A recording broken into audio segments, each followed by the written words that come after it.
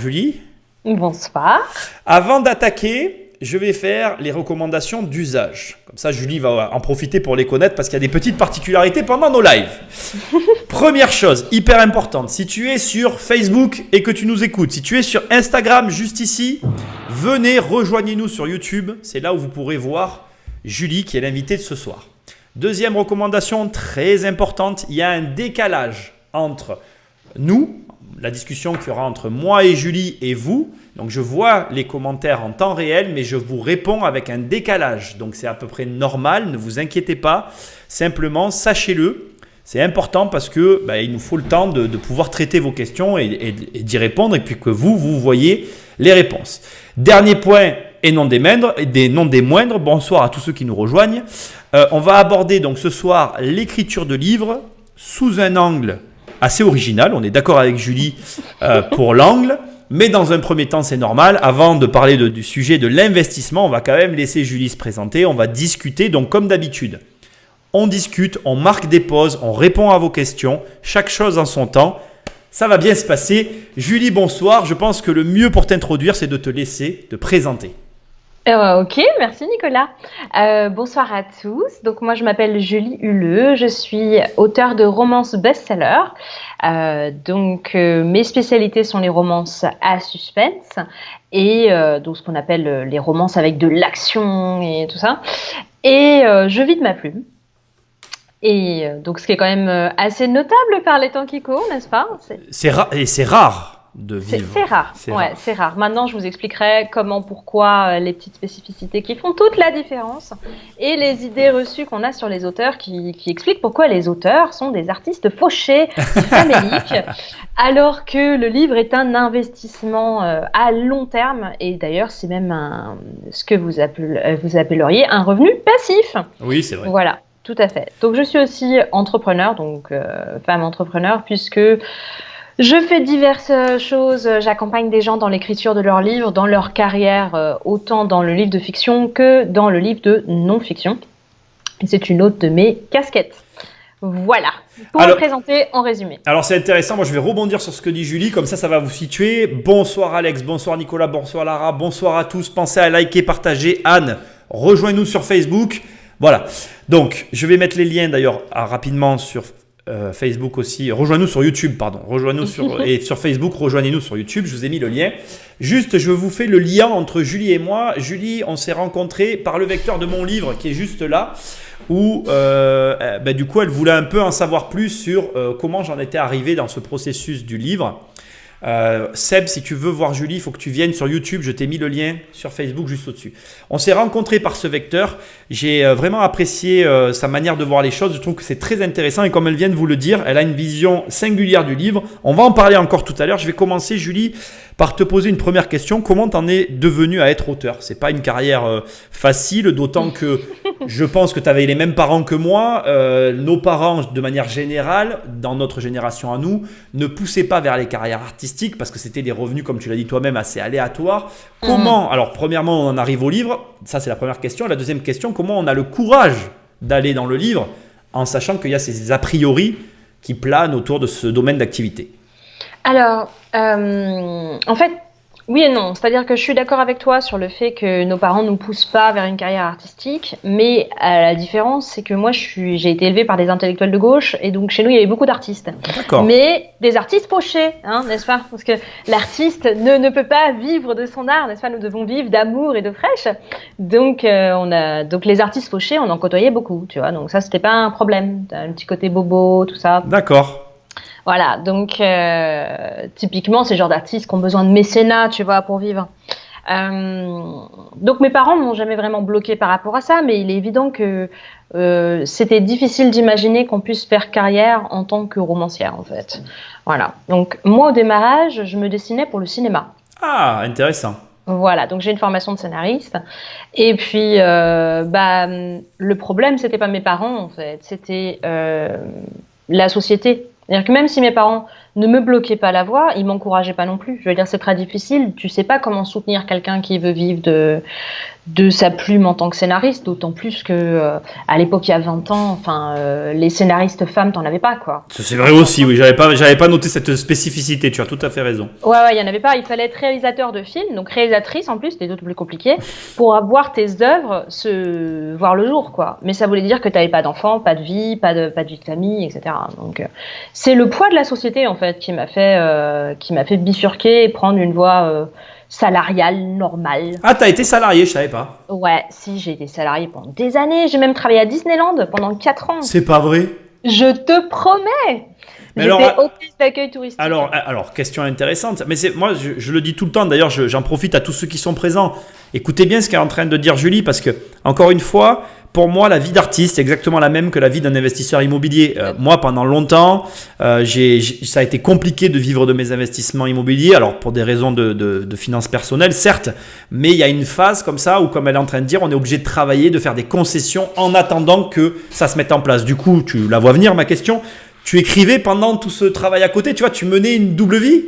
Eh ben, figure-toi que non. Ah! En fait. Ouais. Non, parce que j'ai fait ce que beaucoup de gens font, c'est oublier leurs rêves, oublier ce pourquoi ils sont faits et rentrer dans la cage, en fait. D'accord. Et dans la roue du hamster, tu vois. Et typiquement, moi, je suis rentrée dans le moule et j'ai fait comme tout le monde. J'étais salariée, je me suis mariée, j'ai eu mes enfants, enfin, tu vois.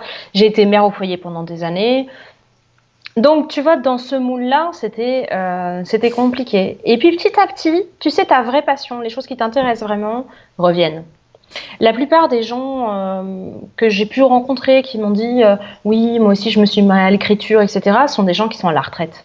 C'est quelque chose qu'on fait tard, tu vois, quand tu as fini de bosser, de faire ta part pour la société, tu t'occupes enfin de toi. C'est cruel. Oui, c'est cruel. Oui, c'est cruel. Ouais, c'est cruel. Et moi, je ne voulais pas ça pour moi. Et il y a un moment donné où, tu vois, ça a fini par regermer, par revenir, en fait.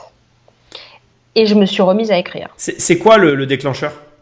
Il y a souvent un déclencheur. Hein. Il peut ne pas y en avoir, mais je te le demande quand même. Écoute, je sais pas. Je crois que ça a été le ras-le-bol. D'accord, mais tu travaillais, on est bien d'accord. Je travaillais. Tu étais dans ce boulot et t'en as eu marre. J'ai repris après, ouais. Tu sais, parce que après j'étais secrétaire polyvalente, donc j'ai vraiment tout fait. Hein. J'étais secrétaire polyvalente chez un promoteur immobilier. L'immobilier partout. Et j'aimais beaucoup ce que je faisais, mais le fait est que tu sais, quand tu portes une histoire en toi, surtout quand c'est quelque chose d'artistique, tu as besoin que ça s'exprime. Au bout d'un moment, ça revient, tu vois. Ouais, je vois. Ouais. Et je me mettais à écrire pendant mes pauses déjeuner. D'accord. Et l'élément déclencheur, ça a été ma mère. Voilà, c'est ça. L'élément déclencheur, ça a été ma mère, tu vois.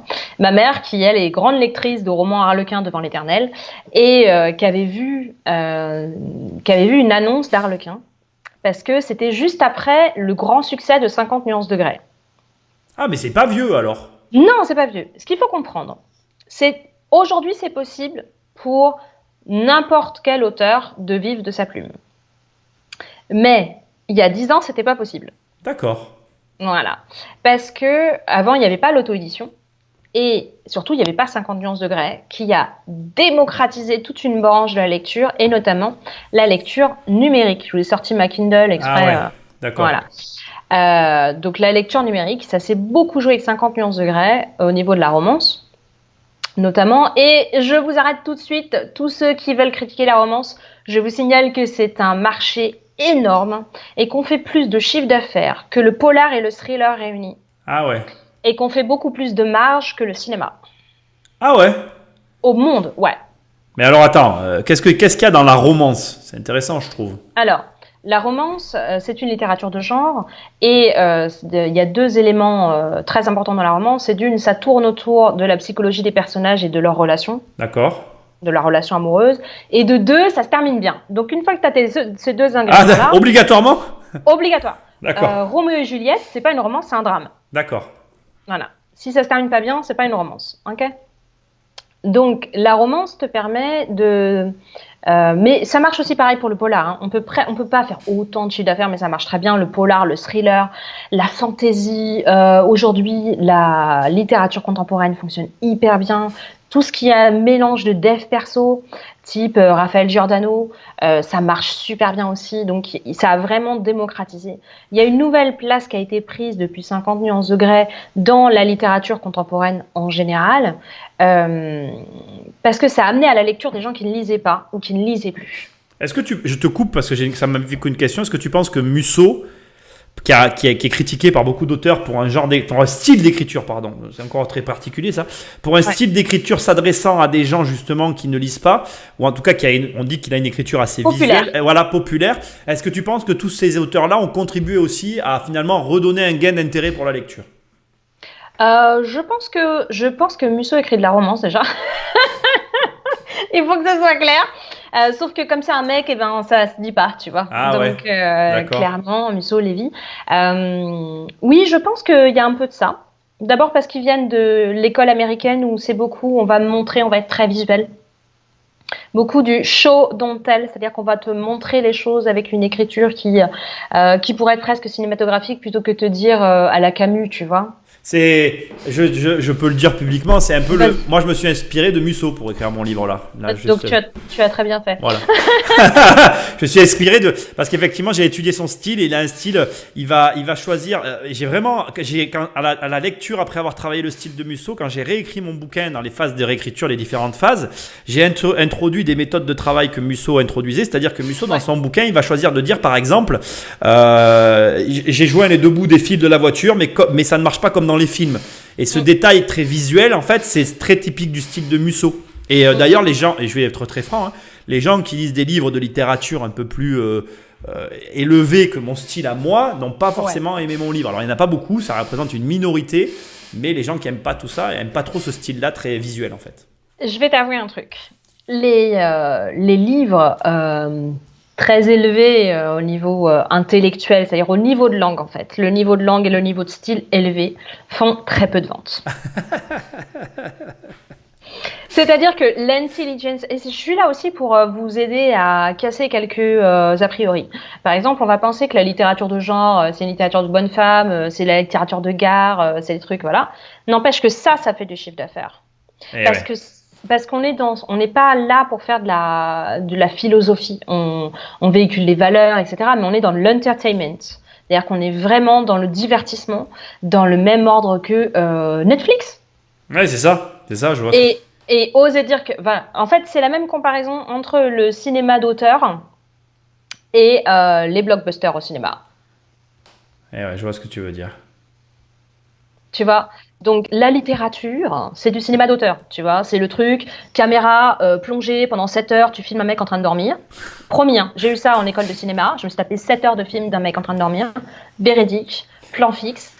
Ça s'appelle Sleep, je sais même plus qui a été le réalisateur de ce film il y a 20 ans, mais c'est scandaleux. Et je sais pas s'il existe encore ce film, franchement. Mais je regarde du coup, excuse-moi, moi je suis très fan de cinéma, celui-là je le connais pas. Donc le cinéma d'auteur, et sinon tu as du cinéma blockbuster. Après, on n'est pas obligé d'avoir les deux en opposition. Mais le fait est que si on prend un cinéma d'auteur un peu plus mainstream de type Pedro Almodovar, j'aime beaucoup Pedro Almodovar, c'est quand même du cinéma d'auteur, ça fait moins de chiffre d'affaires qu'un Marvel. Ah ben on est d'accord. Voilà, alors on va dire, oui, mais le Marvel, c'est un blockbuster, machin, n'empêche que ça déplace des milliers de personnes pour aller voir un film. Le livre, c'est exactement la même chose. Donc, alors on va recentrer la chose. Je recentre. Donc en fait, en gros, on va en parler après de ce que je vais dire. D'abord, j'ai une première chose à dire. On parle de livres et tout ça, il y a les gens qui nous écoutent, c'est quand même une tendance plutôt des investisseurs. Déjà, est-ce que tout le monde, à ton avis, peut écrire un livre ? Je pense que oui. Alors, ça ne veut pas dire que le premier livre sera bon. Je veux dire, écrire, et c'est pas parce que tu sais écrire une lettre que tu sais écrire un livre. C'est comme parce que tu sais couper un papier que tu sais couper les cheveux. Mais ça s'apprend. Déjà, ça, c'est la bonne nouvelle. Ensuite, on a toutes des histoires en nous, puisqu'on a tous entendu, lu, vu des histoires. Donc, on a tous des histoires, on a tous un imaginaire. C'est un acte créatif très grand. Et c'est un acte créatif qui rapporte. Voilà. Alors, on va en parler après de qui rapporte. Voilà. Je vais t'amener sur une deuxième question. Avant, parce que comme ça va intéresser une part de mon audience. Je tiens quand même à dire que même le style, c'est quelque chose qui se travaille, qui se peaufine. De la même manière que tout le monde peut jouer du piano. Et moi, je vais rassurer tout le monde. Moi, je suis un gros dyslexique. Là, tout à l'heure, j'étais en train de relire mon livre. J'ai bientôt terminé d'ailleurs. Il va être fini d'un jour à l'autre. Et même moi, ma dyslexie, des fois dans ma relecture, elle me dérange, mais ça donne un style après. C'est-à-dire que des fois, même un défaut peut devenir un avantage. Je ne sais pas si c'est bien perçu ce que je suis en train de dire, mais bon, bref. Voilà. Et puis l'éthique d'écriture, on donne aussi ton propre style. Effectivement. Oui, j'en ai beaucoup, moi. Bon. Ça veut dire que ton style a la personnalité. Ouais, c'est ça, on va dire ça. Bon, alors écoute, comment tu fonctionnes pour l'écriture d'un livre? Parce que moi, quand j'ai voulu mettre en page ce livre et le finaliser, je me suis intéressé à comment on écrivait un livre, il y avait des méthodes de travail. Moi, de ce que j'ai trouvé, on avait déjà eu cette discussion, mais là, c'est à mon tour de poser la question. J'ai vu qu'il y avait deux grandes façons de penser sur les livres. D'un côté, il y a ceux qui disent, c'est plutôt anglo-saxon, il y a un plan qui existe, on travaille autour d'un plan et on écrit son bouquin. Et puis, il y a plutôt la façon européenne, plutôt même française, j'ai envie de dire, où on a la sensation qu'il y a un don et que ça s'écrit au fil de l'eau et que tu es touché par la grâce. Dans quel endroit tu t'inscris? Alors, tout auteur débutant démarre par « j'écris au fil de l'eau, tu comprends, je suis inspiré ». Et résultat, les premiers romans sont merdiques. Parce que le premier roman, enfin merdique, non, je suis un peu dure, mais ils sont moins bons. Les premiers romans qu'on écrit, on écrit le livre qu'on aimerait lire. D'accord. Du coup, on n'a pas intégré, on écrit d'abord et après on voit ce qu'on en fait. Alors que quand tu deviens auteur professionnel, romancier ou romancière professionnelle, tu écris pour une audience donnée. Donc tu sais exactement ce que ton lectorat veut. Et donc, tu fais ton plan avant parce que tu veux savoir exactement. C'est même bien que ça, je fais le plan, je fais le marketing, j'ai tout avant, tu vois. Ah oui, d'accord. Avant même d'écrire, j'ai déjà tout. C'est un produit. D'accord, tu raisonnes autour d'un produit et tu le construis pour quelqu'un. Voilà, et ce qui n'empêche pas que ce soit un acte créatif majeur et une œuvre d'art en son genre. Je tiens à rappeler que la chapelle Sixtine était une œuvre de commande. Développe, je ne suis pas au courant de tout ça. Ok, alors Michel-Ange, tu sais la chapelle Sixtine? Oui, j'y suis allé, D'accord, c'est pas lui qui a dit tiens, je vais peindre cette chapelle, quelqu'un l'a payé pour dire je veux que tu me peignes quelque chose comme ça et tout. Et il a créé à l'intérieur de cette œuvre de commande. Réfléchir son plan, son audience, savoir quel livre on va sortir et pour qui, c'est comme si on se faisait soi-même la commande. Oui, je comprends. Et ça n'empêche pas que ça puisse être un chef-d'œuvre et que ce soit une œuvre de création tout à fait comme une autre. D'accord. Donc toi, tu dis qu'en fait, il est tout à fait. Donc, moi, je vais prendre comme ça le truc. Moi, je préfère aussi les plans parce que j'ai du mal à écrire un livre sans connaître la fin, en fait. Et ça, c'est mon problème personnel. C'est logique. Oui. Mais... Aujourd'hui, moi, ça me paraît logique parce que un livre que tu écris sans plan, tu vas mettre 5 ans à l'écrire. Un livre que tu écris avec un plan, tu vas mettre 4 mois à l'écrire. Tu vois la différence, elle est là. Alors c'est vachement intéressant parce que je fais un parallèle avec ceux qui nous écoutent. C'est exactement pareil aussi avec l'investissement immobilier, tu vois. C'est-à-dire que quand tu fais mais le paradoxe, et je crois que c'est vachement bien ce que tu as dit, c'est exactement ce que tu as dit tout à l'heure, c'est qu'effectivement quand tu es débutant, tu sais pas où tu vas. Donc je pense que de commencer sans plan, c'est la règle du jeu et de l'accepter. Mais après, il faut rapidement intégrer un plan à ton processus. Donc, toi, nous, dans le livre, parce que c'est le sujet de ce soir, mais toi qui m'écoutes dans l'investissement, parce que c'est ce qui va te permettre après d'arriver à atteindre le niveau professionnel, ou en tout cas un autre niveau, quoi. Et ça, c'est quand même important de le préciser. Alors, combien tu penses qu'il faut de temps pour écrire un livre? Pour quelqu'un qui débute ou quelqu'un qui est expérimenté? J'en sais rien, en fait. Donne-moi les deux. Ok. Aujourd'hui, moi, je connais des romancières qui écrivent un livre par mois. Ah bon? Ouais. Je suis certaine de mes clientes, certaines de mes consoeurs qui écrivent un livre par mois. Je pense qu'un livre, il faut 6-9 mois pour du début jusqu'à la sortie du bouquin. Alors bon, moi j'ai pas, pour l'expérience de ce livre-là, c'est pas ce que j'ai vécu, mais oui. Mais le premier livre est toujours très long. Après, plus ça va. Le premier livre c'est le plus dur. Après, plus ça va vite. Puis tu peaufines tes méthodes d'écriture, tu connais tes personnages, tu connais tes univers. C'est vraiment la différence qui fait entre un pro et un amateur en fait. D'accord. En tant que pro, moi aujourd'hui, je sais que alors après c'est un peu particulier parce que je viens de vivre une période où j'ai pas eu le temps d'écrire, où ça a été un peu compliqué, mais aujourd'hui, je sais que je peux passer 3-4 mois sur un manuscrit et en 6 mois sortir un bouquin. D'accord. Ouais, voilà. C'est quand même. Alors on va faire un peu, on va revenir un peu sur toi. Juste, est-ce que tu peux nous donner un peu. Alors, en quelle année tu as commencé à écrire du coup? À écrire vraiment, j'ai tout plaqué pour me consacrer à ma carrière en 2014. Ah ouais, j'avais l'impression que tu écrivais depuis plus longtemps que ça. Et J'écris depuis longtemps, oui, mais clairement, c'est à la suite d'avoir. Ma mère m'avait dit, il y a un concours chez Harlequin, il faut absolument que tu écris. Ça a été le coup de pied au cul qu'il me fallait. Et c'était un concours de nouvelles, parce que après 50 nuances de Grey, Harlequin s'est dit, bon, on a des plumes en France. Pour la romance d'œuvres originales, on devrait leur ouvrir leurs portes. Avant, tu pouvais toujours envoyer un manuscrit, hein, c'était mort. Il faut savoir que chez une maison d'édition, tu as des pièces, genre 9 mètres carrés, remplies du sol au plafond, de manuscrits qui doivent être renvoyés aux auteurs ou broyés parce qu'ils ont dépassé les 3 mois. Donc, tu n'avais aucune chance d'être publié. Et Harlequin a lancé ce concours pour découvrir les nouvelles plumes françaises, un peu à la 50 nuances de Grey, tu vois. d'accord. Et c'était un concours avec une nouvelle, et moi j'avais jamais écrit une nouvelle de ce calibre-là, c'était un peu calibré et tout. Et je me suis mis au défi. J'ai écrit ça, je me suis levée plus tôt le matin, pendant ma pause déjeuner, etc. Alors que j'étais au boulot, tu vois. Et je l'ai envoyé à Harlequin, et j'ai pas gagné. Ah, intéressant, génial. Et la grande star Harlequin actuelle en France, qui s'appelle Emily Blaine, a gagné ce concours-là. Donc j'aurais pu être l'Emily Blaine du démarrage, tu vois. Mais j'ai même pas passé les présélections. Et j'ai ravalé mon truc, j'ai fait ok, pas de souci. J'ai réécrit mon manuscrit, je l'ai retravaillé, j'ai commencé à écrire le roman qui était la suite, et je l'ai envoyé directement à Harlequin, en leur disant je suis en train d'écrire la suite. 15 jours après, j'avais l'éditrice au téléphone qui m'a dit je vais vous publier. Ah ouais. Et dans la foulée, j'ai filé madame au boulot et j'ai dit je vais être romancière à plein temps. D'accord, et tu as sorti ce bouquin. Et j'ai sorti ce bouquin, il est sorti en 2016 aux éditions Harlequin, parce que le process était un peu plus long. Entre-temps, j'ai sorti des trucs par épisode en auto-édition. D'accord. Et c'est là que j'ai commencé à vraiment sentir la différence entre l'auto-édition et l'édition traditionnelle. Et ça aussi, c'est quelque chose qu'il faut qu'on parle. Ouais, on va en parler. Et donc, ce premier livre qui est sorti t'a permis de vivre de ta plume ou pas?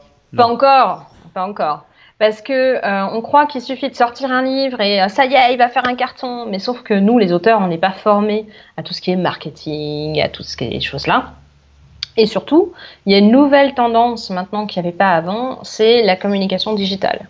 Oui, Aujourd'hui, les auteurs, alors qu'avant, tu pouvais être romancier dans ton bureau, cloîtré, l'artiste incompris, et puis ton bouquin sort, et puis il vend des millions, tu vois. Ça marche plus comme ça. Aujourd'hui, en tant qu'auteur, on doit avoir à peu près la même visibilité qu'une actrice de cinéma. C'est pour ça que je te fais le parallèle avec le cinéma, pas seulement parce que j'en viens, mais aussi parce qu'on devient des influenceuses en fait. Oui, tu dois développer une audience, mais bon, c'est les nouveaux outils de communication. C'est les nouveaux outils de communication. Et à partir de là, tu deviens un personnage public, et donc tout ce que tu dis, tout ce que tu vends, tout ce que tu promeus se vend. Oui, c'est ça. Voilà. Alors, la question qui va intéresser tout le monde. Alors, oui, une seconde. Alors, si vous êtes sur Instagram, venez sur YouTube. Vous verrez l'invité sur YouTube. Voilà. Elle est brune et elle a une frange. Voilà, les brunes, elle a une frange.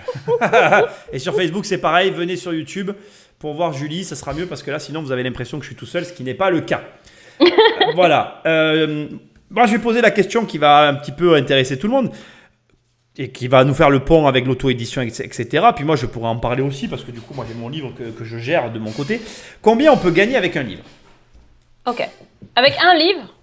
Ouais, en moyenne. Et ce qui serait intéressant, et après, on va. Alors, je vais quand même cadrer les choses pour que ceux qui nous écoutent, je le fais par un peu provocation. C'était pas le moment de poser cette question. Mais là, ce qu'on va faire, c'est que je pose la question à Julie, elle va nous répondre. Je m'attends à une certaine forme de réponse. Après, on va vous expliquer les manières de gagner de l'argent. On va re-rentrer après dans le livre et on reviendra sur la question après. Julie. D'accord. Rapidement, sans rentrer. Un livre que tu sors en auto-édition ou en édition traditionnelle? Les deux, justement. C'est ça qui va être intéressant. Ok. Alors, en édition traditionnelle, tu vas signer avec un éditeur qui va te faire un acompte sur droit d'auteur et on va dire que sur cet acompte sur droit d'auteur, tu vas toucher, on va dire 1 500 €. C'est pas obligatoire, la compte sur droit d'auteur.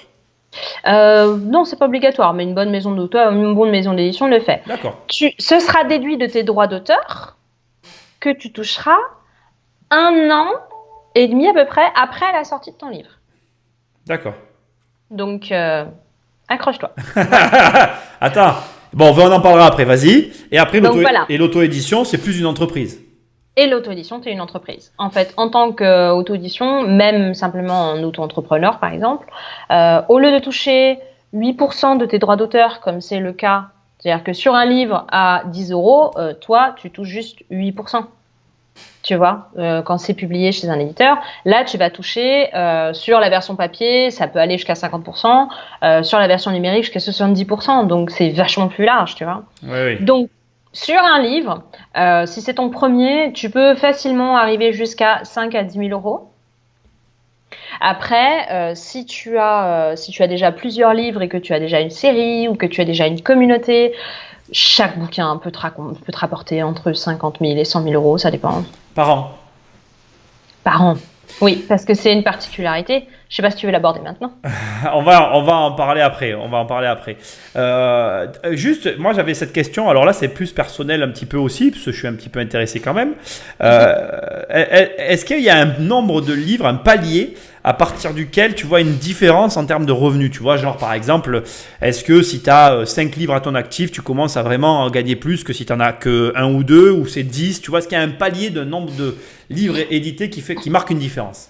Alors, ça, c'est une très bonne question. Je peux te répondre de ma fenêtre à moi et de la fenêtre des romancières avec qui je peux travailler. Tu peux déjà faire des ventes sur un premier, mais tu commences vraiment à avoir un palier à partir de 3. D'accord. Voilà. Et ensuite, chaque nouveau livre que tu sors, on est d'accord qu'on parle de fiction. Quand on est en non-fiction, c'est un peu différent, mais on pourra aborder le sujet après. Hein. Mais chaque nouveau livre que tu sors en fiction reboostera les ventes de tes livres précédents. D'accord. C'est un truc de fou. Donc tu veux dire qu'en fait, plus tu sors de livres, plus tu gagnes d'argent en fait. Plus tu gagnes d'argent, ouais. Il y a un entrepreneur aux États-Unis qui écrit même plus ses livres. Tu le connais? Je me rappelle plus son nom. Tu vois qui je veux dire, un énorme entrepreneur qui sort. Il écrit juste la trame et il paye des gens. James Patterson? Oui, c'est ça. Mais on a aussi ça en France. Hein. Ah ouais? Ouais, dans la littérature érotique, ouais, on en a qui font ça. C'est pas vrai. Je peux pas te donner de nom. Non, on n'est pas là pour donner de nom. Mais moi, je vais parler rapidement de James Patterson. C'est vraiment, pour tous ceux qui sont là, alors c'est vraiment, c'est au point que je devrais d'ailleurs presque en faire un podcast tellement c'est intéressant.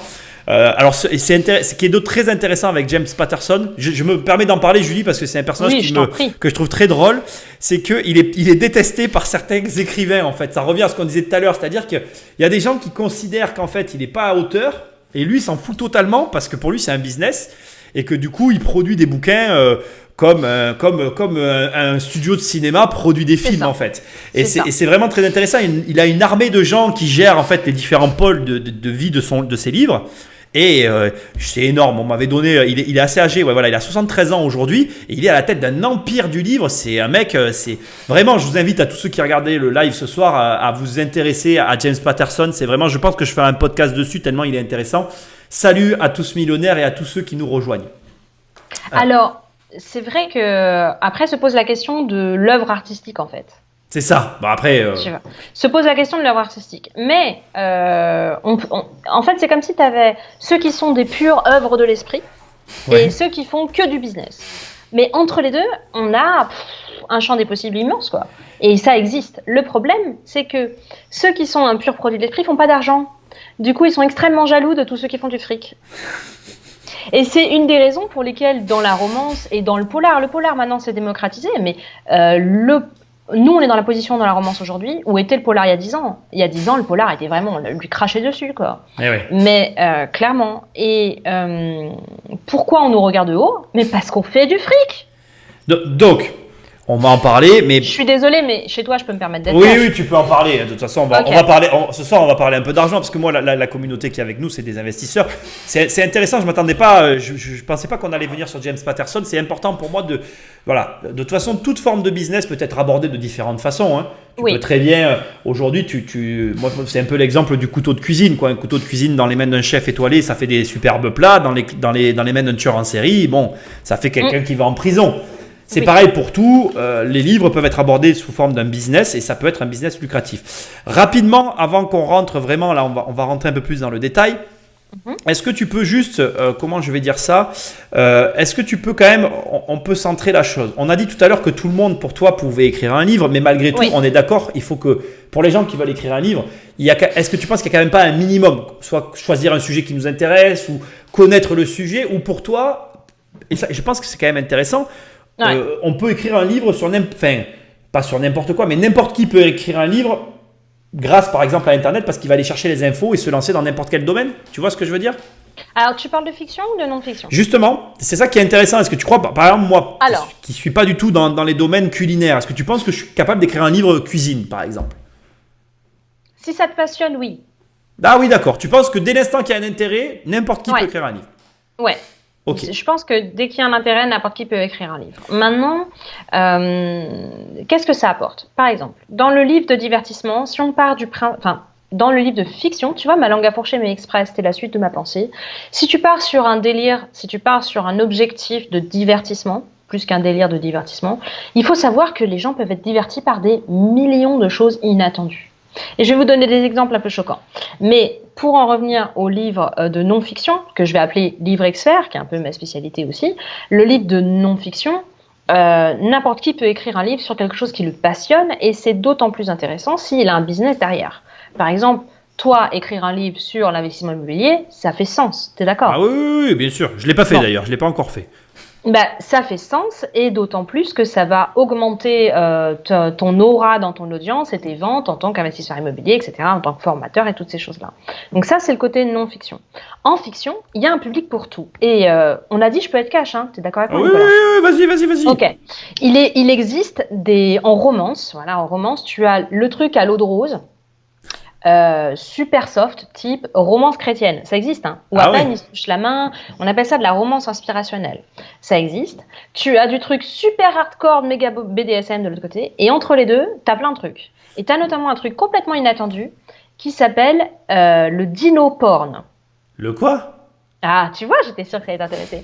Il y a ce qu'on appelle du dino erotica, donc il y a tout un truc, des nouvelles ou des novellas érotiques avec des métamorphes, donc des gens qui se transforment en dinosaures. Ah bon? Ça existe, et c'est un business, et ça fonctionne, et ça se vend aux États-Unis. Il y a Tous Millionnaires, tu vois, qui nous dit qu'il veut écrire un bouquin SM hyper hard, mais il y a aussi une clientèle. Il y a une clientèle pour ça, c'est exactement ce que je veux dire, il y a une clientèle pour tout. Et donc, en fonction de la clientèle possible, tu as plus ou moins de marge de manœuvre et de potentiel économique possible. D'accord. Sachant qu'un lecteur est rarement dans un seul genre. Oui, et en plus, le côté anonyme du livre peut permettre finalement des largesses que tu n'as pas dans d'autres médias, comme dans le cinéma par exemple. Ça, c'est une liseuse. Ouais. Et une liseuse, tu vois pas la couverture de ce que je suis en train de lire. Oui, c'est vrai. Ça se trouve, je suis en train de lire un truc super dégoûtant. Et ça se trouve, je suis en train de lire un livre pour enfants. Tu ne le sais pas. Oui, je comprends ce que tu veux dire. Et ça donne une très grande liberté, d'autant plus que ça booste réellement les ventes. Le livre numérique est un truc énorme. D'autant plus qu'on ne lit pas que là-dessus. Devine sur quoi la plupart des gens lisent sur leur téléphone. Ouais, bien sûr. Leur téléphone. Personne ne sait sur ton téléphone que tu es en train de lire un livre de recettes, un livre de pilates ou un livre érotique avec des dinosaures. Personne ne sait. Et du coup, alors on va revenir à l'investissement maintenant. Donc l'avantage du livre, c'est un peu ce que tu entendais tout à l'heure, c'est que finalement, tu as un revenu qui peut être régulier sur une longue période. Sur une longue période, t'imagines pas à quel point. Le droit d'auteur en France, c'est jusqu'à 70 ans après la mort de l'auteur. Qu'il appartient à la personne? Ouais. D'accord. C'est-à-dire que le livre t'appartient toute ta vie. Mais même quand tu meurs, ça reste ton livre. Il y a toujours ton nom dessus. Mais jusqu'à 70 ans après la mort de l'auteur, c'est toi et tes ayants droit qui ont le droit d'exploiter le livre. Après, ça tombe dans le domaine public. C'est ce que j'allais te dire. Après, ça tombe dans le domaine public, mais est-ce que tu peux faire valoir tes droits? Parce qu'il y a tu vois? Non, tu peux pas. Tu as toujours le droit moral sur l'œuvre. C'est-à-dire que c'est toujours ton nom, qu'on n'a pas le droit de le transformer sans... Tes enfants pourront toujours défendre le fait que non, vous êtes en train de bafouer l'œuvre de mon père, etc. Mais qui encaisse l'argent? Quand ça tombe dans le droit commun, la personne qui l'exploite. Ah voilà, la société. La société qui l'exploite. Ah ouais, c'est ouf. Toi, tu pourrais imprimer des livres dont les droits d'exploitation sont tombés dans le droit commun, le domaine public. Voilà. j'ai compris. C'est intéressant. Donc ça veut dire que le livre, et c'est là que j'étais ravie de pouvoir discuter avec toi et tous ces investisseurs, c'est un investissement sur du supra long terme. Alors, T'écris ton livre une fois, t'imagines, t'écris ton livre, et après, il peut se vendre toute ta vie, et ta famille continue c'est du patrimoine, continue à toucher des droits jusqu'à 70 ans après ta mort. Le fils de Françoise Sagan, qui avait écrit Bonjour Tristesse, donc c'est un grand droit commun, un grand truc de la littérature, toute sa vie aujourd'hui consiste à gérer les droits d'auteur de sa mère. oui, c'est ça. Et alors, moi je veux quand même le dire devant tout le monde, les mecs qui m'écoutent, et les filles d'ailleurs, parce qu'il n'y a pas que des hommes, bien évidemment, l'avantage du livre, c'est qu'il suffit de réussir qu'une fois. Il suffit que tu n'en aies qu'un qui marche, en fait. Si on est bien d'accord. Tout le monde connaît la série Game of Thrones ? Oui. Fais une recherche, ça a été écrit quand le premier ? Allez, je vous dis ça c'est George R.R. Martin, il est romancier depuis des années. Ouais, Sa carrière, c'est vrai. il avait déjà des succès, mais jamais au point où ça a eu depuis l'exploitation par HBO de Game of Thrones. Ouais, surtout qu'en plus c'est une histoire hyper intéressante. Là aussi, tu fais un lien qui est intéressant. C'est là où c'est intéressant et qu'il y a vraiment plein de choses à aller chercher derrière le premier volume est paru en 91. Non, attends. Non, c'est pas possible, c'est plutôt que ça. Il doit être dans les années 80. Martin, oui, mais il a commencé à écrire avant. Mais le premier volume est paru en 96. Il a commencé à l'écrire en 91. Il a fait paraître en 96 le premier volume. Mais après, il a commencé bien avant ça en fait. Mais je savais que c'était un auteur qui existait depuis longtemps. Il existait depuis longtemps. Par contre, il n'avait pas ce rayonnement-là. Ça veut dire que ton œuvre existe et qu'à un moment donné, si tu n'as pas le succès immédiat, déjà, il y a plein de succès immédiats qu'on peut aujourd'hui fabriquer, qu'on ne pouvait pas avant. Puisque contrairement aux auteurs communs, romanciers qui non mais moi tu comprends, je fais pas ça pour l'argent, tu sais, tous ceux qui sont là. Je sais, oui. Tous ceux qui sont comme ça, eux ils pensent pas investir dans la publicité. Alors qu'aujourd'hui avec la publicité, tu peux propulser un livre en 2 temps 3 mouvements, il suffit de mettre l'argent. Tu investis dans la pub et c'est un actif en fait, c'est un vrai produit. Un produit culturel, certes, mais un produit tout de même. Alors, c'est pas un reproche. Si jamais la personne m'écoute, je veux vraiment pas qu'elle le prenne comme un reproche, mais ça m'avait beaucoup. On avait eu un échange quand j'écrivais ce bouquin. J'étais parti dans une maison. À un moment donné, j'étais parti dans une maison loin. Enfin, bon, bref, peu importe. Et dans cette maison, on était plusieurs. Et il y avait une personne qui écrivait un livre de son côté, qui était un livre, d'une personne qui lisait des livres. Et moi, j'avais des livres sur la fiscalité. Elle me disait que moi, je lisais pas de livres parce que c'était des livres sur la fiscalité, c'était pas des livres. Bon bref, on va pas rentrer dans ces considérations, c'est pas là où je veux en venir. Ça ne m'étonne pas. Voilà, et ça m'avait beaucoup fait rire parce que à l'époque, je m'apprêtais à faire les pré-réservations pour le bouquin. Et je me rappelle qu'elle était choquée parce qu'elle me disait mais c'est pas normal qu'en fait tu puisses pré-réserver un bouquin comme ça qui pour elle n'avait pas de sens en fait. On avait un conflit. Il y avait un vrai problème autour de l'argent qui pouvait graviter autour du livre. Et en fait, indirectement, c'est mon interprétation très personnelle que je vais délivrer ce soir, j'ai la sensation que ce qu'elle vivait mal, c'était le fait que moi, j'allais vendre mon livre et qu'elle non, en fait. C'était mon ressenti personnel, attention. Après, encore une fois, voilà, j'attaque pas la personne. Je me dis juste que c'est triste que... Comment dire ? Je trouve que c'est triste qu'on puisse pas voir le livre, et c'est là où je te rejoins, le livre a cette valeur, effectivement, il peut avoir une valeur, X ou Y, psychologique, de réflexion, etc. Mais néanmoins... Culturelle, etc. Mais néanmoins, il ne faut pas se voiler la face, c'est aussi permettre à quelqu'un d'en vivre, c'est aussi lui permettre d'en réécrire. Si toi, aujourd'hui, tu as pu écrire plusieurs livres, c'est parce que tu en vis. Mais c'est exactement ça. Et si tu regardes les auteurs édités, il n'y a pas, enfin je dis édités, mais il ne faut pas mettre de guillemets, les auteurs en maison d'édition, ça ne fait que quelques années qu'ils ont cessé de cracher sur les auteurs auto-édités.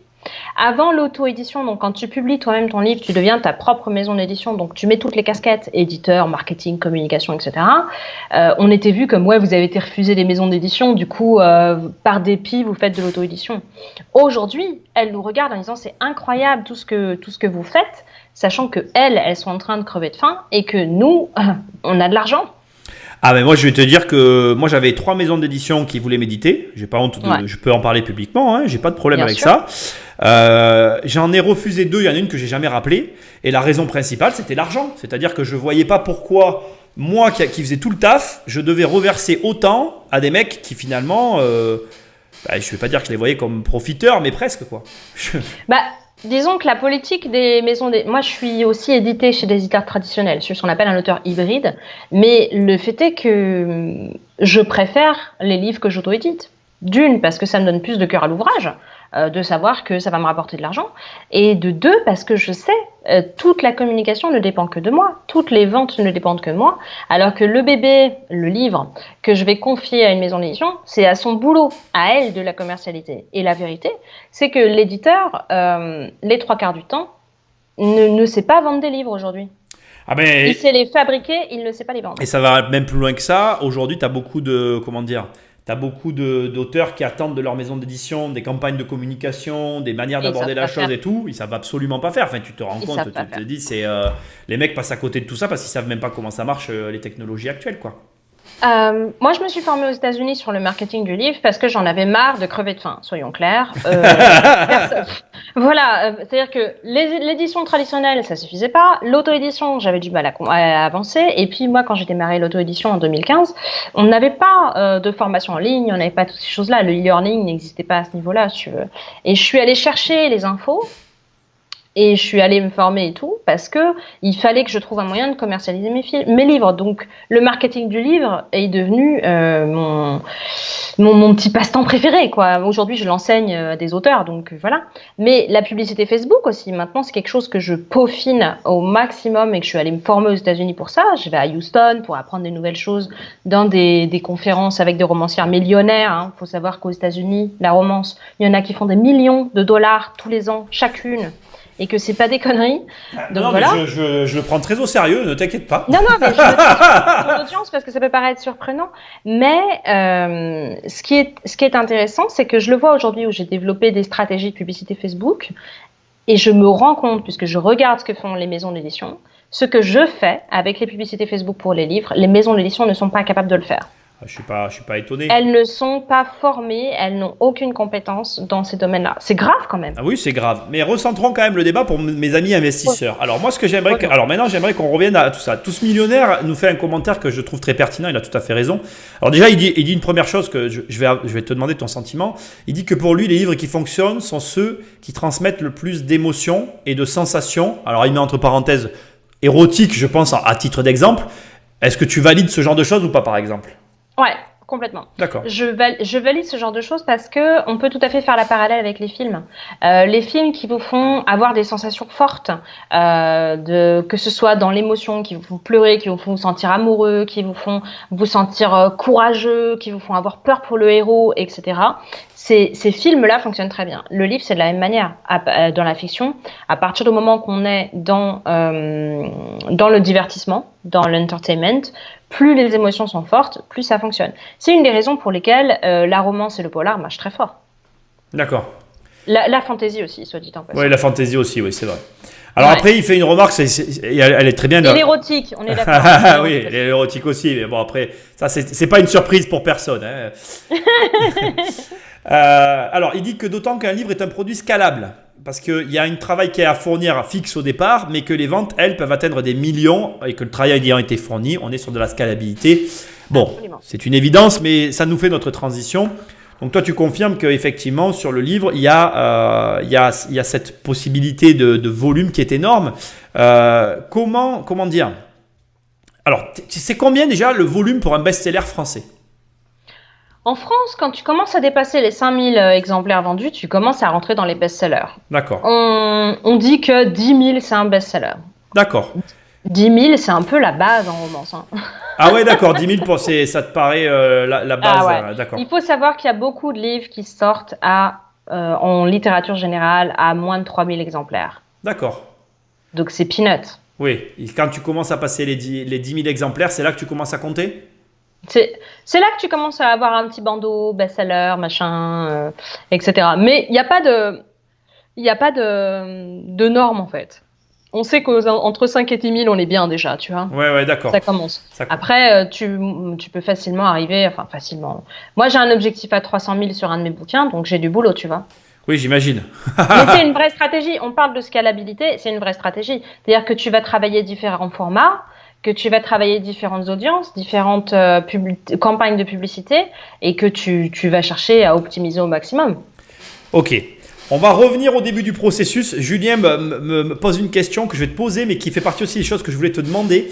Alors, j'ai la réponse, mais ce qui va être intéressant, c'est de la creuser avec toi. Est-il possible de s'associer pour écrire un livre? Et moi, je vais rajouter, avant de te poser l'autre question qu'il pose, est-ce que tu peux expliquer les différentes façons que les personnes qui nous écoutent ont d'écrire un livre? Parce que moi, j'ai moi-même écrit mon livre, je tiens quand même à le dire, je l'ai écrit moi-même, retravaillé moi-même, j'ai tout fait tout seul. Mais, et pas pour avoir des amis qui l'ont fait autour de moi, il y a plusieurs façons d'écrire un livre. J'aimerais bien que tu les expliques, s'il te plaît. Ok. Donc, tu me demandes comment on peut écrire un livre. Oui, les différentes façons. Alors, la première, c'est que tu fais tout seul. Donc, tu écris ton livre. Parce qu'on croit que le plus dur, c'est d'écrire le livre. C'est faux. C'est faux. Je témoigne. C'est faux. Et le plus dur, ce serait même pas le marketing. Le plus dur, c'est toute la réécriture, le retravail sur le bouquin. Parce que ce que vous écrivez au début, c'est juste le premier jet, quoi. C'est la matière première. Donc, il y a ceux qui écrivent leur livre et qui après font toutes les étapes eux-mêmes de réécriture, de recorrection, de remaniage, etc. Donc, ça, c'est très souvent, hein, ça, je te dirais que c'est 80% des romanciers. Dans le livre expert, et dans le livre de non-fiction et dans le livre de fiction, mais beaucoup plus dans le livre de non-fiction. Juste une seconde pour que vous vous situez. Mon livre, c'est ce qu'elle appelle un livre expert. Je ne suis pas Miss Météo, bon, j'arrive pas à le faire. Celui-là, là, voilà. C'est un livre de non-fiction, c'est un livre expert. Voilà. C'est pour vous situer ce qu'elle sous-entend, Julie, quand elle vous parle de livre expert, de livre non-fiction. Vas-y, continue, voilà. Excuse-moi. Non, je t'en prie, il faut bien recadrer. Tu es là pour ça aussi. Hein. Oui. Mais, j'essaye. Le livre de non-fiction, ce qu'on va trouver très souvent, un peu comme dans l'autobiographie, ce sera pas une vraie autobiographie, ce seront des gens qui vont engager quelqu'un pour écrire le livre à leur place. Alors ça s'appelle communément un nègre, même s'il ça s'appelle plus comme ça. Voilà, ça s'appelle un ghostwriter ou un prête-plume. Voilà. Et là aussi, il y a plusieurs façons de faire avec ces personnes-là. C'est que tu peux soit, par exemple, parler avec elles vont écrire le livre de leur côté, elles vont te le soumettre. Soit tu peux faire des ébauches et coécrire avec eux. Je me permets, parce que j'ai quand même un peu... Non, mais tu as raison. Voilà. Moi, par exemple, là, je travaille en livre expert avec un entrepreneur, donc avec quelqu'un du web. Et ce qui était très important dans la démarche globale, c'est que moi, je ne suis pas ghostwriter. D'accord.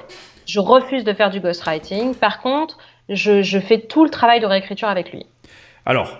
Et ça, c'est quelque chose qu'on trouve aussi dans le roman. C'est-à-dire que quand tu peux engager quelqu'un pour l'édition de ton livre, soit travailler avec un éditeur, soit travailler avec quelqu'un qui va t'aider à améliorer ton bouquin. Et donc, toutes les phases de réécriture, vous allez les faire en travail d'équipe, en fait. Donc, un romancier professionnel a une équipe. Hein. Oui, mais ça comme dans tous les métiers, de toute façon, il y a des équipes derrière. Ce qui va être intéressant aussi de vous préciser, c'est que... alors, je vais faire la précision, puis on va en parler avec toi. Julie, par exemple, mon bouquin... Entre la phase finale d'écriture. Quand j'ai fini d'écrire le livre, on était à la 3e version. Et quand vous avez eu, vous tous, ce bouquin-là dans les mains, vous avez eu la 8e version. Et là, avant la phase de réimpression, on est en train de faire une dernière version qui sera la 9e en tout. Ce que je veux dire simplement pour aller dans ton sens, c'est que un livre, il a plusieurs versions qui peuvent aller jusqu'à... Il n'y a pas de limite en fait, jusqu'à ce que l'auteur décide d'arrêter de le réécrire, quoi. Voilà. Moi, un point que je voudrais... Après, au bout d'un moment, il faut s'arrêter. Oui, il faut s'arrêter. Au bout d'un moment, il faut s'arrêter de le réécrire. Un point que je voudrais souligner avec toi et que j'aimerais bien que tu confirmes aussi, moi qui a été quelque chose que j'ai mis du temps à comprendre et qui a aussi ralenti mon écriture, c'est que on peut sortir un livre pas inachevé, mais comment dire, imparfait. Voilà. On a le droit de sortir un livre imparfait et de faire une 3e, 4e édition pour arriver au produit parfait. Est-ce que tu peux en toucher un mot, juste aussi pour leur donner cette notion-là? Ouais, c'est d'autant plus vrai dans le livre de non-fiction, dans le livre expert. Maintenant, même dans le livre de fiction, on a le droit de sortir un livre qui soit imparfait et de le réécrire et de faire une réédition.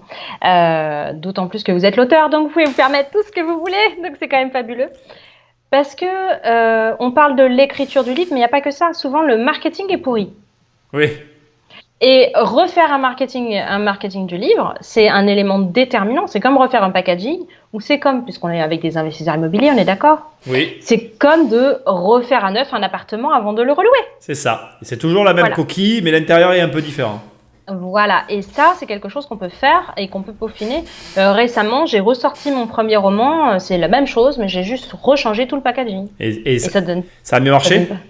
Paradoxalement, j'ai dû changer mon braquet. Je l'ai sorti juste avant le confinement. Ah merde. Et j'ai pris la décision, parce que c'est ça aussi qui est intéressant, c'est qu'on peut rater son lancement, je mets entre les guillemets, hein, mais j'ai pris la décision de plutôt m'orienter vers, dans ma communication, vers le fait d'éduquer les lecteurs à la lecture numérique, parce qu'en fait, on peut plus vendre de livres papier en ce moment, c'est très compliqué. Je suis au courant.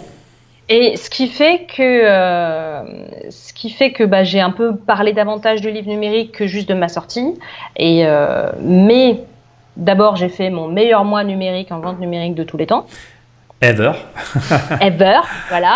Et ensuite, donc, ce qui permet de contrebalancer le fait qu'il n'y ait pas de vente papier, déjà. Et ensuite, rien ne m'empêche de refaire la promotion de ce livre ensuite. Et je peux la refaire autant de fois que je veux. Que je fasse une sortie ou pas. Je peux tout à fait faire une campagne de publicité, une campagne de communication dessus, et que mon livre, tout à coup, il décolle, alors que je l'ai sorti il y a 5 ans. Alors, c'est un exemple. Alors oui, tout à fait. Donc, je vais poser maintenant la deuxième question de Julien que j'avais retenue. As-tu déjà coécrit un livre avec une deuxième personne? Alors, moi non. Maintenant, qu'est-ce qu'on appelle coécrit? C'est-à-dire écrit à 4 mains ou écrit et corrigé ensemble? Écrire à deux, c'est-à-dire, tu sais, il y a 2 auteurs qui se mettent sur un bouquin, quoi. Alors, j'avais fait ça, mais c'était pas des livres encore. C'était à l'époque où je faisais que des textes ou des choses comme ça. Par contre, c'est un de mes projets et j'ai beaucoup, même nous, on peut même le faire à 3, tu vois. Et j'ai pas mal de mes consoeurs qui font ça et qui avancent très bien comme ça. Ça permet d'avancer beaucoup plus vite et d'avoir des personnalités, des voix de personnages vraiment différentes. Oui, ça te fait un livre peut-être plus varié aussi quand tu as plusieurs auteurs. Ouais, c'est un autre type de livre. Ouais. D'accord. Donc, c'est vrai que c'est quelque chose qui se fait beaucoup et ça t'empêche pas. Donc, après, tu as 2 solutions. Soit tu mets les 2 noms d'auteurs, soit tu as un nouveau nom d'auteur pour les 2 auteurs ensemble. Ah, c'est intéressant, ça. Tiens, je savais pas. Ouais. Ah ouais, c'est génial. Alors, je vais recentrer encore une fois tout ça pour vous redonner les possibilités et vous en ouvrir une nouvelle. Donc, vous venez de voir que, et comme l'a expliqué Julie, vous pouvez lancer un livre. C'est un investissement, ça rapporte de l'argent. On va reparler d'argent à la fin de la discussion. Ça, c'est une première solution. Pour l'écriture, on a vu les différentes sous-solutions. L'écrire vous-même, le faire écrire, le co-écrire. Enfin bref, on a tout vu. Surtout le faire recorriger, ce genre de choses. Exactement. Excusez-moi, j'ai perdu ma voix. Il y a un dernier point que j'aimerais qu'on aborde et qui est un point hyper négligé par beaucoup d'investisseurs. Et je vais vous donner un exemple qui va parler à tous ceux qui me suivent. Je vais faire un petit retour en arrière. Quand j'ai commencé mon activité en ligne, et depuis toujours, c'est encore le cas aujourd'hui, on n'arrête pas de dire que quand tu te lances sur Internet, il te faut avoir un cadeau en fait, un cadeau ou quelque chose à offrir. Moi, quand j'avais commencé Internet, je me suis lancé sur Internet par accident, j'avais pas de cadeau. Et j'offrais aux États-Unis, le 2e livre le plus lu des États-Unis, c'était La Grève, la révolte d'Atlas. C'est un livre qui parle, c'est un espèce de roman sur l'argent qui serait très intéressant d'ailleurs aux personnes de le lire en ce moment par rapport au Covid. Enfin bon, bref. Ce livre était le livre le plus vendu et le 2e plus vendu en France. Et il n'y a pas très longtemps, il y a genre 2 ans même pas, il a été édité par quelqu'un. Les droits ont été rachetés et il est sorti en français en France. Et donc, ce que je veux amorcer en disant ça, c'est qu'en tant qu'investisseur, vous pouvez très bien racheter les droits d'un livre. Donc, vous avez déjà la visibilité sur les ventes, ce qui fait que vous avez déjà du coup une visibilité quelque part sur le chiffre d'affaires que vous allez faire. Et en termes de risque, on est sur quelque chose d'hyper contrôlé, c'est très peu abordé. J'aimerais bien qu'on parle un petit peu de cette stratégie aussi avec toi, parce que ça peut les intéresser d'une façon ou d'une autre. Écoute, c'est très intéressant parce que c'est une stratégie de maison d'édition. Oui, je sais, mais tout le monde peut la faire. Hein. Tout le monde peut la faire. Et même, c'est encore pire que ça. Aujourd'hui, où des auteurs français se professionnalisent, généralement, ils démarrent en auto-entreprise, mais après, ils passent en société. Il y a tout à fait possibilité d'investir dans un auteur.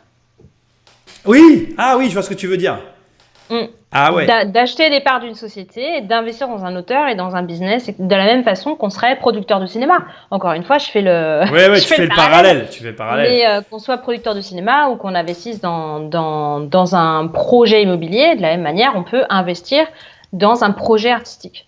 Donc, qu'il s'agisse de récupérer des droits qui soient tombés dans le domaine public et de les commercialiser sous une maison d'édition, et en plus comme ça on n'a pas à gérer les auteurs ni les ayants droit, ce qui est plutôt pas mal, ou qu'il s'agisse d'investir dans un auteur, ou de racheter des droits américains qui sont pas intéressés, qui intéressent pas forcément en France. Par exemple, récemment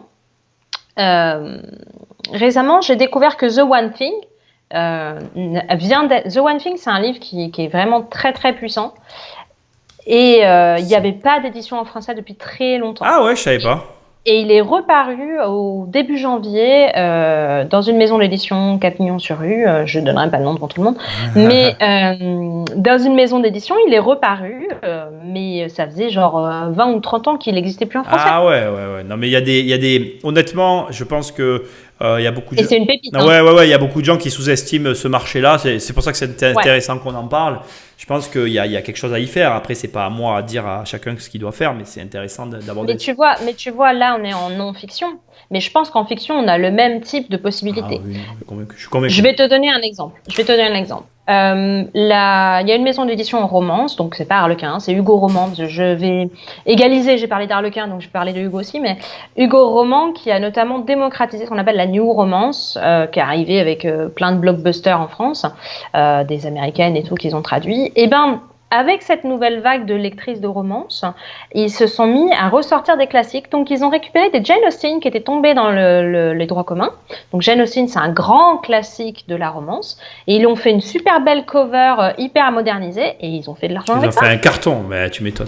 Et voilà, ils ont fait de l'argent avec ça. Donc, il y a un vrai marché là-dessus qu'on sous-estime beaucoup.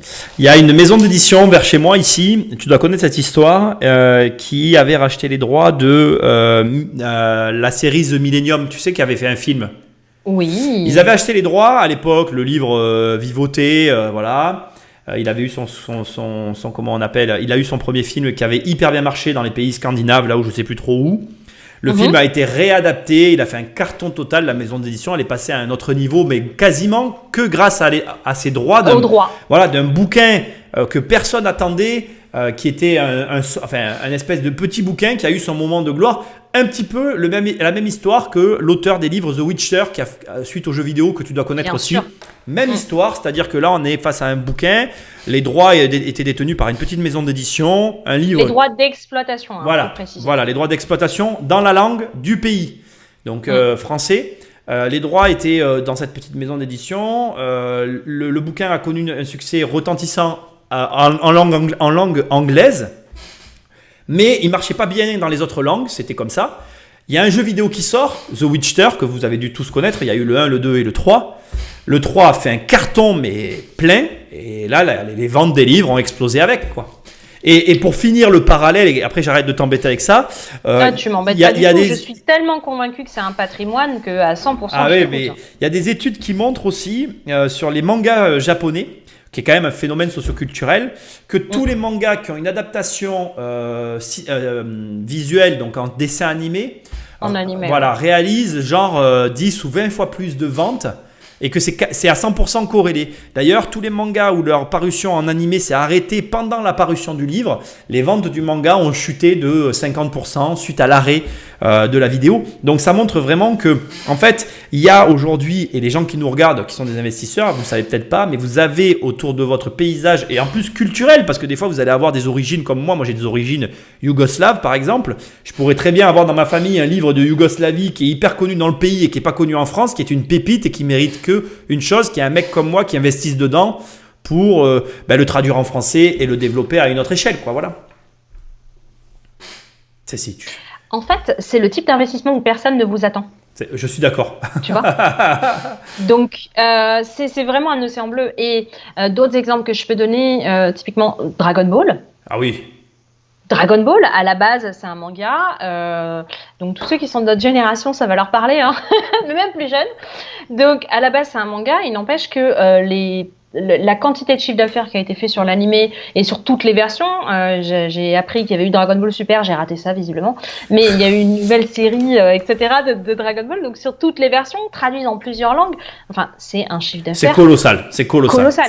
Et je voudrais rappeler que 90% de ce qu'il y a à la télé, c'est une adaptation d'un livre. Ah oui, c'est vrai.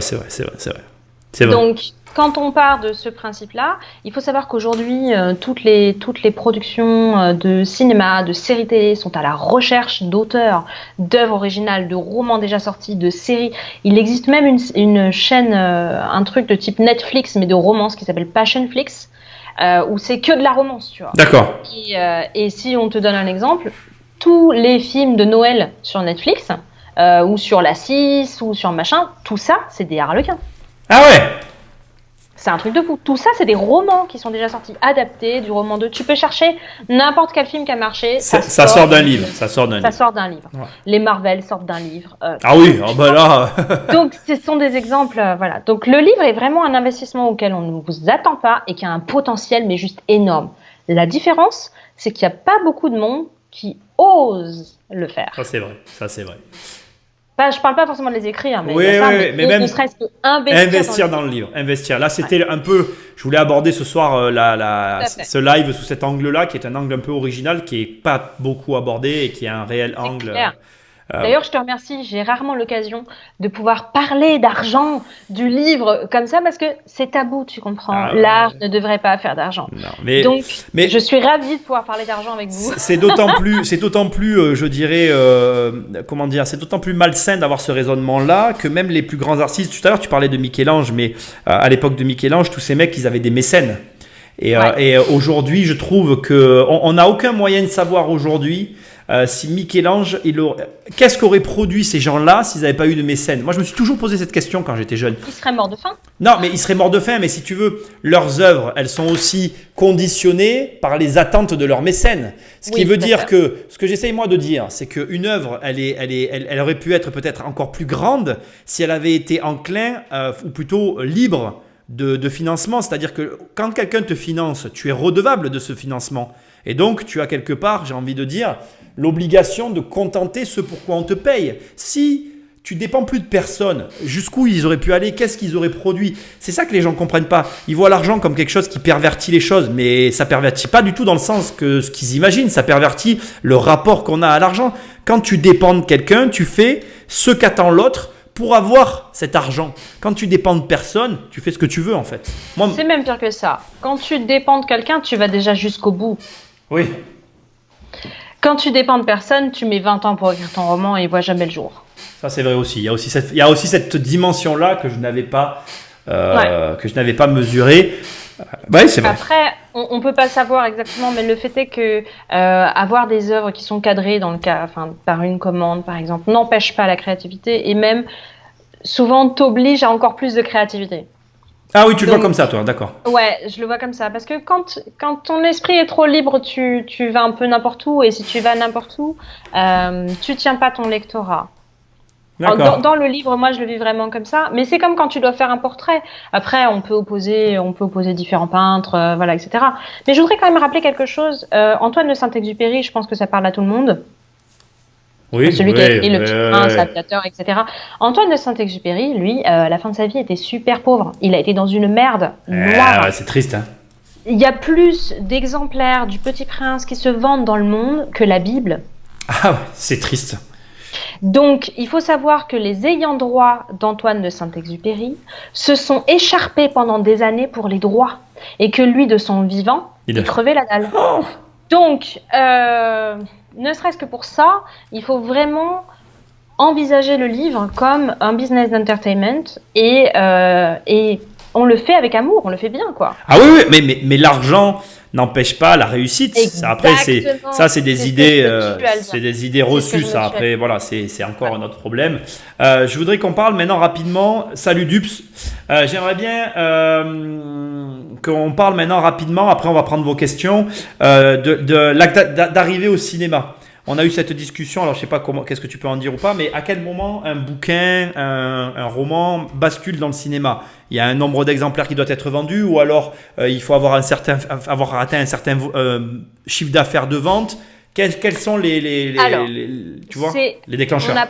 On n'a pas encore vraiment les déclencheurs. Moi, je vais juste donner mon ressenti à moi. Okay. Aujourd'hui, ça se démocratise. Avant, on n'y avait pas accès comme ça parce que les scénaristes n'étaient pas aussi bien vus en France. Aujourd'hui, on cherche des auteurs. Donc, un livre qui a déjà une grosse vente, une grosse audience, qui a déjà trouvé son lectorat, aura plus de chances d'arriver au cinéma. Maintenant, c'est multifacteur. Le nombre d'exemplaires vendus. Donc, c'est sûr que si tu as vendu 10 000 exemplaires ou si tu en as vendu 300 000, tu n'as pas du tout le même poids. On est d'accord. On est d'accord. Après, ça dépend également du potentiel de ton livre. Voilà, si tu écris un livre qui est un livre d'amour historique dans les années 30, tu as quand même un peu moins de rayonnement que moi qui suis un peu plus spécialisée dans les romances avec des pompiers de Paris, tu vois. Ouais. Donc, clairement, les romances avec des pompiers, je suis quand même sur un marché vachement plus large. Et le troisième facteur, c'est les contacts. L'énergie que tu mets à aller choper les bons contacts, à être au bon endroit et à toquer aux bonnes portes, Oui, c'est toute la différence. joue aussi dans le truc. Ça joue énormément. Mais tu peux tout à fait, toi, avoir un bouquin à fort potentiel, où tu le sais, où tu le sens, où tu as peut-être vendu que 5 ou 10 000 exemplaires et que tu vas, toi, aller toquer aux portes, faire une adaptation ciné. Pour réussir etc. à avoir le truc qui va bien derrière. Ok. Voilà, maintenant c'est un projet. Mais c'est comme tout. C'est un projet, mais c'est aussi un projet sur lequel on peut s'associer. D'accord.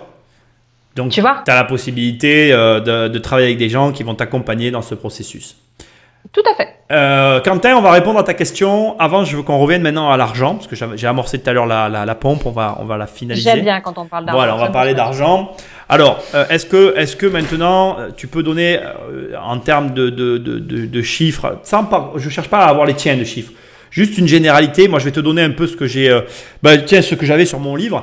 Moi, sur mon livre, si je le vends 24,90 €, si j'avais été en maison d'édition, j'aurais touché entre 1 et 2 euros, par exemple. Ouais, Voilà. par exemple. Et ce que j'aimerais bien, c'est que tu donnes du coup ces notions-là un peu de ce qu'on peut attendre gagner au travers de sa plume. En fiction ou en non-fiction ? Ouais, vas-y, je te laisse faire. Ok. Alors, en auto-édition, donc tu publies toi-même ton livre, tu es ta propre société d'édition, hein, clairement. Ton livre en fiction, si tu fais en numérique et en papier, moi je sors à peu près 4 € par exemplaire. D'accord.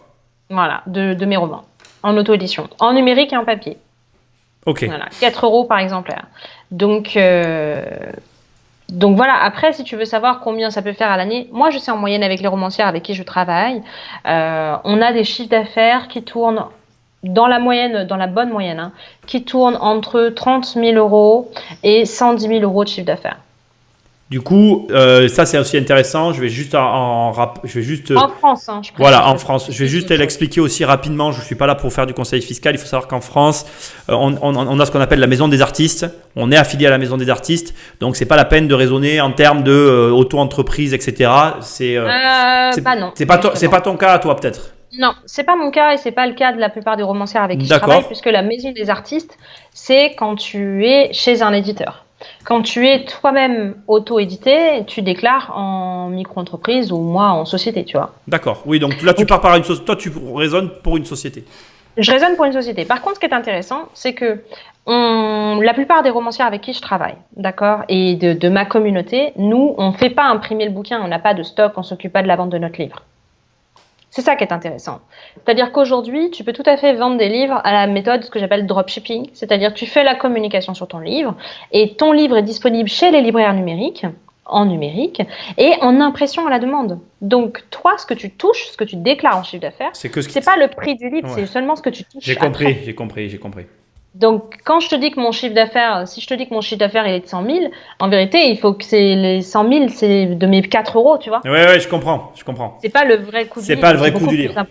C'est d'autant plus, c'est encore plus grand que ça, quoi. C'est encore plus grand que ça. Donc, on a des marges extrêmement fortes, en fait. Pour vous donner une notion, si j'avais été édité sur ce bouquin-là, en gros, j'aurais eu dans les 2 000 € en étant à mon compte, en l'exploitant en société, on est plus entre les 12 et les 16 000 €. Donc, ça fait quand même une énorme différence en termes de revenus. Là, j'ai pris un volume basique de 1000 livres vendus, quoi. Hein. Ouais. Donc, c'est vraiment, c'est juste pour donner une notion que les gens, aux gens qui nous écoutent. Quand on passe au cinéma, comment ça se passe ? On peut espérer gagner quoi ? Parce que là, ça doit pas être les mêmes montants quand même. Là, le cinéma, c'est pas vraiment ce qui rapporte le plus, en fait. C'est ça qui est paradoxal. Ouais. Quand tu cèdes, parce que les droits d'exploitation, on te fait croire que c'est un gros paquet. Mais en vérité, c'est plein de petits paquets ensemble. Ah ouais. Tu as les droits d'exploitation en France, les droits d'exploitation à l'étranger, les droits d'exploitation audiovisuels, les droits d'exploitation audiobook, les droits d'exploitation adaptation. Enfin, tu as des tas de droits d'adaptation graphique, etc. T'as des tas de droits et les éditeurs te mettent ça sous un même paquet. Mais c'est pas vrai. Donc, quand tu cèdes tes droits d'exploitation télé, l'adaptation audiovisuelle, dans ces cas-là, tu négocies le cachet. Donc, les cachets, ça dépend un peu des productions. Et du nombre de ventes. et du nombre de ventes. Mais j'ai entendu dire, après j'ai pas les chiffres exacts, je n'y suis pas encore là. Je travaille très dur, donc moi c'est prévu d'ici 2 ans. On croise les doigts, on croise les doigts. Que dalle, je crois pas à la chance, moi, je bosse dur pour ça. Je rigole. Donc d'ici 2-3 ans, je suis sur Netflix, donc au pire sur Canal. Allez. C'est le pire que je te souhaite. Donc généralement les cachets sont entre 10 000 et 50 000. Ouais. Et c'est touché. Alors, c'est touché une fois. Hein. Oui, mais après, tu touches des pourcentages. Ah, c'est intéressant. Yes. Par contre, tout ça, c'est aussi une histoire de négociation. Mais là où ça peut être intéressant, c'est si tu deviens toi-même le propre producteur de tes films. J'ai un rayon de soleil sur le nez, je suis désolée. Non, c'est rien, t'inquiète pas. Ah oui, voilà. Oui, mais là, après, tu sous-entends quand même que tu as les moyens, que tu as anticipé la chose. On est encore dans un autre niveau, là. Pour moi. On est dans un autre niveau, tout à fait. J'entends, je suis d'accord avec toi, mais il y a un sous-entendu qui est peut-être pas à l'échelle de tout le monde. Par contre, ce qui est intéressant, quand tu vas négocier les droits audiovisuels et que ton livre va être adapté, j'essaie de me caler avec le rayon de soleil, mais bon, tant pis, on va faire avec. Ce qui est intéressant, c'est que ça va booster les ventes de tes livres. Ah oui, ça c'est sûr. Et chaque nouveau livre que tu vas sortir va encore être boosté par tout ça. C'est un cercle vertueux. De toute façon, c'est un actif. Ah, mais ça, c'est sûr. C'est du patrimoine. Donc, tout ce que tu vas faire va booster tes ventes précédentes, tes livres précédents. Et c'est comme ça que tu vas avoir une courbe de droits d'auteur qui va aller exponentielle. Ouais. Alors, je vais te reposer la question de Dups avant de te poser la question avant lui parce que la prochaine question sera plus longue. Dups aimerait savoir s'il y a moyen de gagner de l'argent avec des livres photos parce qu'il n'aime pas écrire. Non. Bon ben voilà, allez salut. Non, je pense que c'est possible, je pense juste que c'est beaucoup plus compliqué. D'accord. Je pense que c'est beaucoup plus compliqué parce que la demande est moins forte et que même la bande dessinée qui fait quand même du chiffre d'affaires n'a pas des chiffres d'affaires équivalents au roman ou au livre de non-fiction parce que le livre de non-fiction est aujourd'hui un gros chiffre d'affaires également. Mais ce qui est un plus gros chiffre d'affaires, c'est le livre de fiction. Comment t'expliques que les mangas ils marchent aussi fort? C'est bizarre ça parce que c'est vrai que la BD marche moins fort que les mangas. J'ai jamais compris Parce qu'il y a moins de notions. Dans les mangas, il y a beaucoup plus de notions émotionnelles que dans la BD. D'accord. Si tu regardes une BD comme Astérix et Obélix, tu vois, t'as pas les mêmes. Waouh, c'est un rayon de soleil de ouf. On va quand même pas se plaindre d'avoir du soleil. Non, parce que nous, il fait pas beau chez nous. Ouais, non, mais il a pas fait beau toute la journée et là, d'un seul coup, il y a un rayon. Donc, si tu regardes Astérix et Obélix, t'as moins de tension émotionnelle que dans n'importe quel manga. Même un manga avec des robots ou des trucs, t'as plus de tension émotionnelle que dans la bande dessinée. Ok, bon, ceci expliquant cela. C'est ce qu'on disait plus tôt, les émotions font vendre. Oui, c'est ce que disait tout à l'heure. On est dans du divertissement. Voilà. Après, dans les mangas, on est d'accord, il y a beaucoup de petites culottes aussi. Oui, mais ça joue aussi. Ouais. Alors, les gros seins, les petites culottes. Voilà, on est d'accord. Tout ça, c'est vendeur, quoi. C'est vendeur. Alors, Quentin te demandait quelque chose d'intéressant. Il dit est-ce qu'il est possible d'avoir des conseils sur des méthodes d'écriture? Bien sûr. Comme ça va durer un peu plus longtemps, j'ai gardé cette question pour la suite.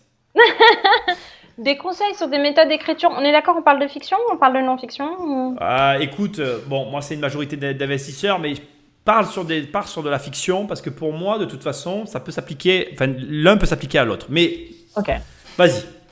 Alors déjà, il faut savoir qu'il existe des formules magiques.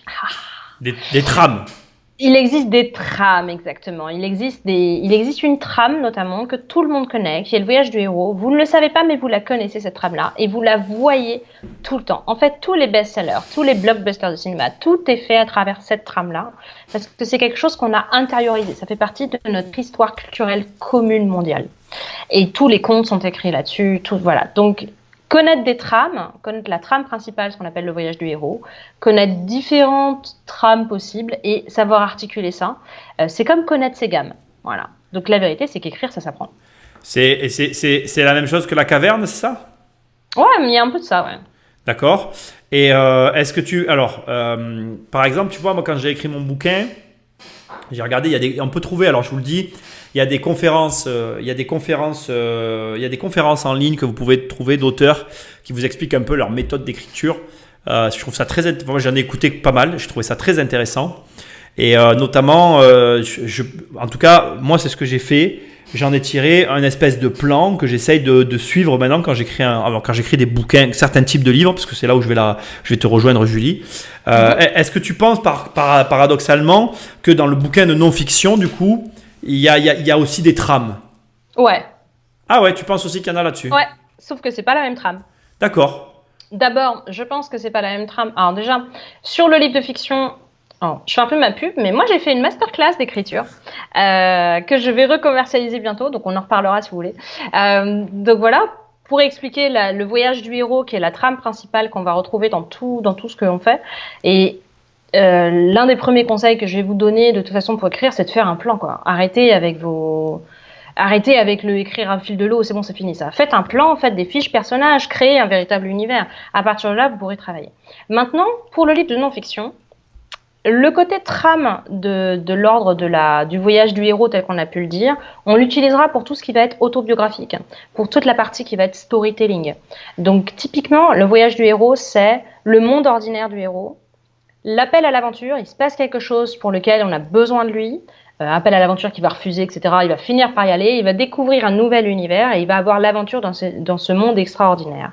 Et revenir à la boucle, à son monde ordinaire, étant avec des nouvelles qualités, des nouveaux savoirs et des nouvelles compétences. Il a été transformé. Le héros, c'est le personnage qui est transformé du début à la fin du livre. Ok. Donc, quand on va faire un livre de non-fiction, on va avoir une trame du même type pour toutes les parties qui sont soit autobiographiques, soit de storytelling, c'est-à-dire qui racontent une histoire. Mais pour le déroulement du reste du livre, on aura une trame de type ce qu'on appelle structure mère. C'est ce que moi je préconise, qui va être basée sur la motivation, l'explication, la recette et l'exercice. D'accord. Et Voilà. alors, je vais rentrer un peu dans le détail. Moi, je considère que mon premier livre sur la SCI, c'était un livre technique. Est-ce que tu penses que, comment dire, est-ce que tu penses qu'il vaut mieux commencer, je le dirai après. Est-ce que tu penses qu'il vaut mieux commencer par un livre technique, puis après faire un livre de fiction, ou faire d'abord un livre de fiction et après un livre technique? Les deux sont complètement différents, donc c'est comme si tu demandais est-ce qu'il vaut mieux faire de la peinture d'abord ou de la sculpture. Ouais, d'accord. Pour toi, ça n'a rien à voir. Il y a pas de. Pour moi, ça n'a rien à voir. D'accord, tout le monde peut se lancer. Le livre de fiction a une volonté de divertissement. Le livre technique ou le livre expert a une volonté de transmission de savoir.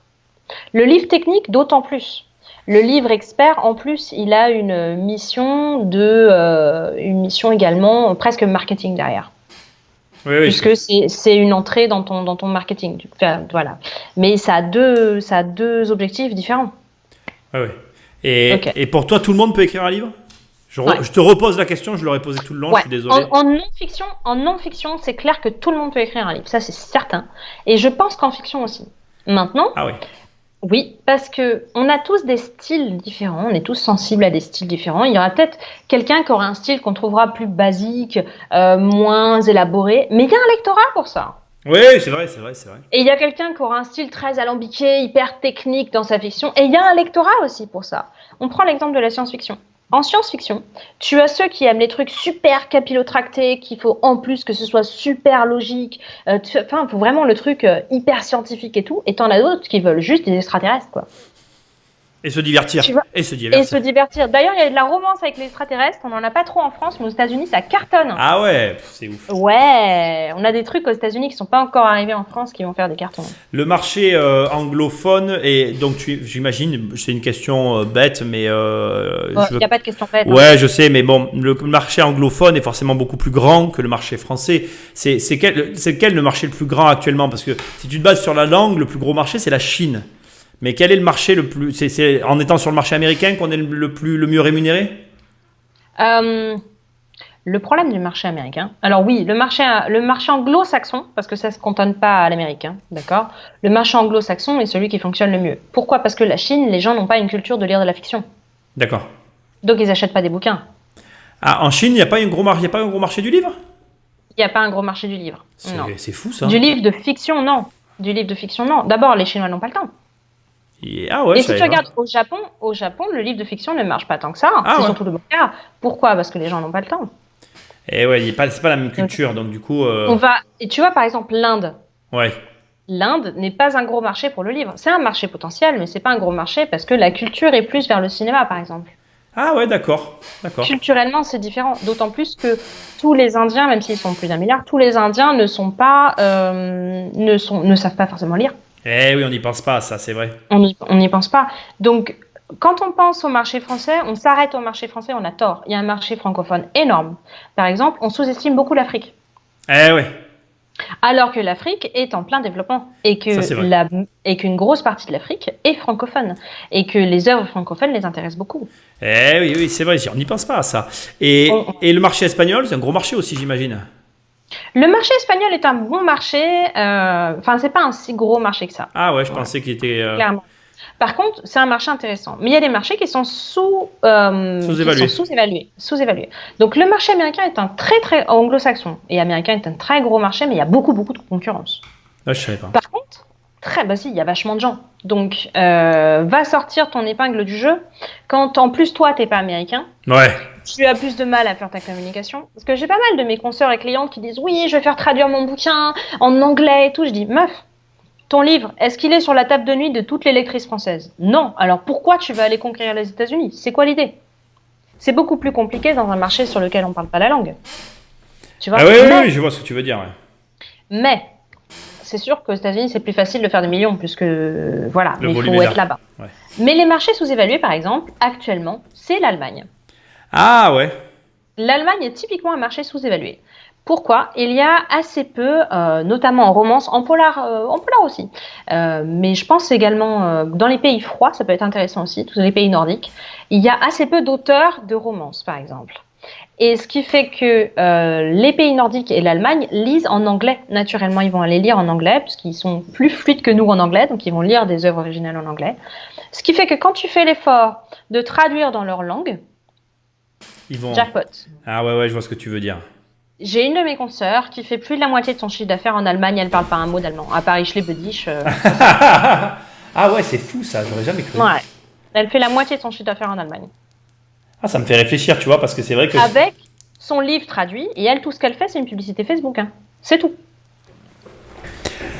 Bon, écoute, c'est très intéressant ce que tu me dis. Donc en fait, si je résume, globalement, comment je vais dire, le marché du livre, il n'est pas non plus forcément là où on s'y attend, parce que c'est vrai que moi, basiquement, les États-Unis et l'espagnol, je pensais que c'était des langues qui étaient très porteuses, et pas forcément. Pas forcément. L'espagnol, je pense que ça peut l'être. Après, il faut aller fouiller, mais j'ai quelqu'un qui, par exemple, qui est intéressé par le marché russe et qui est en train de faire des tests sur le marché russe. On n'y pense pas aussi au marché russe. On n'y pense pas. Moi, je pense personnellement que le marché francophone en Afrique est sous-évalué. Ouais. Mais on n'a même pas besoin d'aller aussi loin. La plupart des gens ne font même pas de publicité sur la Suisse, sur la Belgique, Oui, c'est vrai, c'est vrai. sur le Luxembourg, alors qu'ils sont à côté. C'est juste à côté. c'est tout. Et la Belgique, ouais, la voilà. Belgique, la Suisse, le Luxembourg, effectivement, c'est des marchés On ne pense- francophones. On ne pense pas aller à la conquête du Québec. Aussi. Un gros marché, enfin gros marché. Marché important. C'est un marché important, d'autant plus que les Québécois lisent beaucoup. C'est vrai, c'est vrai, c'est vrai, c'est vrai. Les Québécois, ce que je peux comprendre, si tu as 9 mois de neige dans l'année, tu lis beaucoup. Hein. Pardon à tous les Québécois, je vous embrasse, je vous adore, j'adore l'accent. Donc, non mais bon, hein. Non, c'est intéressant, c'est intéressant. Donc, on va résumer, on arrive au bout. Le livre, c'est un investissement. Auquel on ne s'attend pas. Voilà. Par quoi tu commencerais si là, les personnes qui nous écoutent, qui n'ont pas du tout l'habitude de ce marché-là, te découvrent, quelle serait la première action que tu mettrais pour mettre un pied sur ce marché-là? Vraiment basique. Parce Basique. que s'il y a des gens Alors, voilà, qu'il y a des gens qui nous écoutent et qui connaissent vraiment rien, il faut qu'ils puissent, tu vois. Il y a deux options. Option 1, ce que tu as proposé tout à l'heure, c'est-à-dire de chercher des œuvres qui soient en droit commun, donc libre de droit, D'accord. si tu veux, et dans ce cas-là, se former au marketing du livre et les lancer. D'accord. Donc ça, c'est la méthode la plus rapide. Méthode 2, décider de faire carrière, et dans ce cas-là, se mettre à écrire des livres. Et en 2 ans, on peut commencer vraiment à sortir un chiffre d'affaires intéressant. Ouais, 2 ans, tu penses, pour en vivre? Bah, je pense, 2 ans pour en vivre, c'est un peu court, mais c'est comme tout. Quand tu investis dans quelque chose, plus tu mets des moyens, plus tu vas gagner derrière. C'est ça. Non, mais on est d'accord. On est d'accord. Maintenant, je pense que tu passes 1 an pour écrire ton premier livre et commencer ta communication et à poser ton identité d'auteur, à préparer ton marché, en fait, pour lancer ton produit. Tu lances ton produit et l'année d'après, tu écris 2 livres de plus, tu es à 3 livres, tu commences à être rentable. D'accord. À titre d'exemple, là, quand on tourne ça, on est en 2020. Moi, ça fait 1 an que j'ai rien écrit. J'ai pas eu le temps, j'ai eu un blocage. Enfin, c'est un peu compliqué. Mais toujours est-il que j'ai pas écrit et ça m'a pas empêché de faire du chiffre d'affaires avec mes livres. C'est-à-dire que la Love Company, qui est mon roman pompier, un de mes romans pompiers, mon premier, je l'ai écrit, la première version, il est sorti en 2015. Et donc, encore aujourd'hui, ça fait du chiffre d'affaires grâce à la publicité. Et que tous mes livres en maison d'édition et mes livres aussi auto-édités continuent à faire du chiffre d'affaires, même alors que je ne sors pas de nouveaux bouquins. Oui, oui, oui, il y a une longue traîne, quoi. Il y a une continuité derrière c'est un investissement. Actif. C'est un actif. Voilà, c'est un actif, vraiment. Et surtout, le livre, tu l'écris une fois et ça te rapporte. Je suis d'accord. Tu vois, à chaque fois que tu le sors, enfin, je veux dire, voilà, quoi. Tu n'es même pas obligé de sortir un nouveau livre pour pouvoir faire du chiffre. Je prends la question et après on conclut. En tant qu'écrivain français, n'as-tu pas l'avantage ou le désavantage d'être bien ou mal vu aux US pour te lancer? Un peu des deux. Un peu des deux. Un peu des deux. Je pense que ça dépend des communautés d'auteurs et de lecteurs. Par exemple, si tu écris un roman qui se passe aux US et que toi-même t'es français, ça peut être vu un peu bizarrement si tu veux. Maintenant, si tu écris du truc franco-français et que tu vends tel quel comme on vendrait le camembert aux États-Unis, ça marche très bien. D'accord. Enfin, le camembert n'est pas un bon exemple parce que c'est pas pasteurisé, mais tu vois ce que je veux dire. Un peu comme les champagnes, voilà, tu vois. Ouais, tu vends le produit français aux États-Unis. Après, moi, je fais partie d'une communauté d'auteurs, de romancières à succès. Enfin, j'ai réussi à intégrer une communauté comme ça. Donc, on n'est que 2 françaises et ma consoeur est franco-américaine, donc je suis la seule plus française des 2. Oui, quoi. C'est ça. Et sur 500 auteurs, donc moi j'arrive, Frenchie et tout le monde est là, c'est trop cute, elles sont toutes contentes. Et je fais partie de la communauté. Donc là, on va sortir par exemple un livre en commun où on va chacune avoir dans un bundle. Non, mais on va sortir un coffret avec chacune un livre de notre série. Et le premier épisode de notre série, et elles sont traduites en français, mais moi maintenant on m'a inclus dedans, je veux dire je fais partie de la communauté, je ne suis pas rejetée, tu vois, il n'y a pas de... Mais ça dépend comment tu te positionnes, si tu arrives, oui je suis français, je vais tous vous écraser, oui forcément c'est mal vu. Et bon écoute, on va finir par te représenter, on te retrouve où, comment ils font pour te contacter, donc c'est Julie Huleux. JulieHuleux.fr, on peut pas faire plus. Ah oui, voilà, JulieHuleux.fr. L'idée c'est que si jamais vous avez, alors tu es book manager, si jamais vous avez envie d'écrire un bouquin ou en tout cas d'avoir un accompagnement autour de ça, tu peux gérer ça, c'est ça l'idée? Ouais, je peux gérer ça. Voilà, donc maintenant, avec moi et mon équipe, voilà. Alors là, sur JulieHuleux.fr, c'est mon interface d'auteur, n'est-ce pas? Vous voyez mon image d'artiste. Mais n'hésitez pas à me contacter, on peut en parler. Voilà, j'ai plaisir à accompagner des auteurs de fiction et des auteurs de non-fiction. J'ai l'immense honneur d'en accompagner 110. Ah, c'est bien.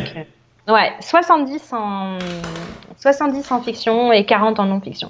Ah, c'est vraiment intéressant. Ben voilà, je voulais vraiment vous montrer, pas Julie, vous montrer un autre aspect du livre. Pourquoi? Il est joli mon rouge à lèvres. Oui, mais c'est pas du tout par rapport à ça. C'était l'autre vision du bouquin, quoi. Voilà, je trouve que c'est intéressant et comme tu l'as très justement dit, c'est quelque chose sur lequel on n'attend pas forcément beaucoup de monde et où il y a un besoin autour du livre aujourd'hui. Hein.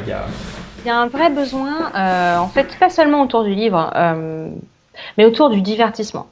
À la fois, autour du divertissement, il y a une vraie demande. Plus on est dans des périodes de crise, de tension, d'anxiété, plus on a besoin de se changer les idées. Il faut savoir que tout ce qui est du divertissement, il y a une très grosse pression, que ce soit Netflix, les auteurs de romans. Toutes mes consoeurs, toutes mes clientes ont vu leur chiffre d'affaires exploser pendant cette période de confinement. Donc, cette période très particulière. Donc, il y a une grosse demande en fiction, mais il y a également une grosse demande en non-fiction aujourd'hui. Oui, c'est vrai.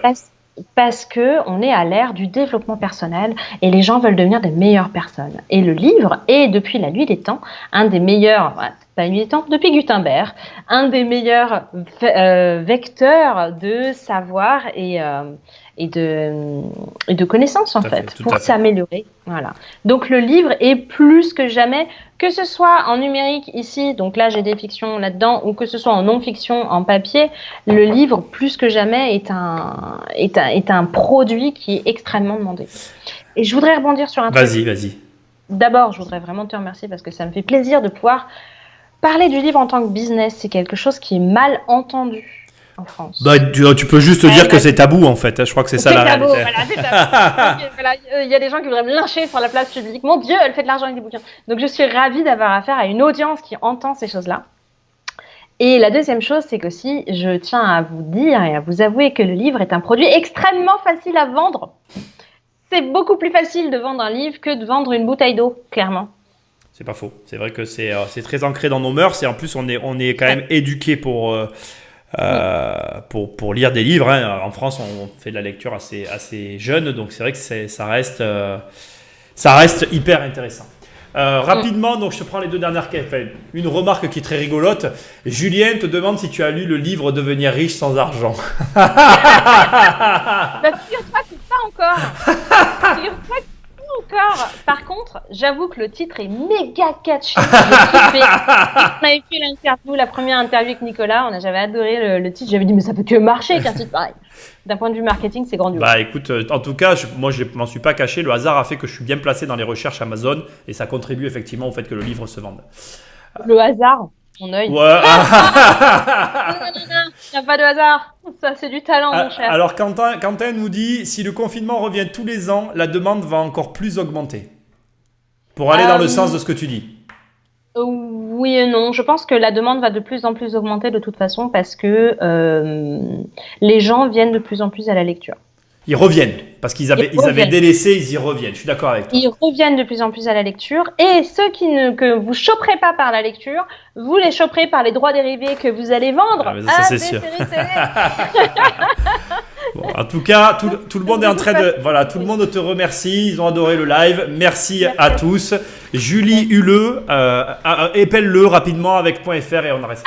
HULEUX. Voilà, juliehuleux.fr. Julie, merci. Bonne soirée à tous. On se retrouve demain. Juste, je vous donne le programme de demain parce que demain, on a Michael. Alors là, on va vraiment parler immobilier pur et dur. Oh, ça va être chouette, ça. Bonne soirée. Bye.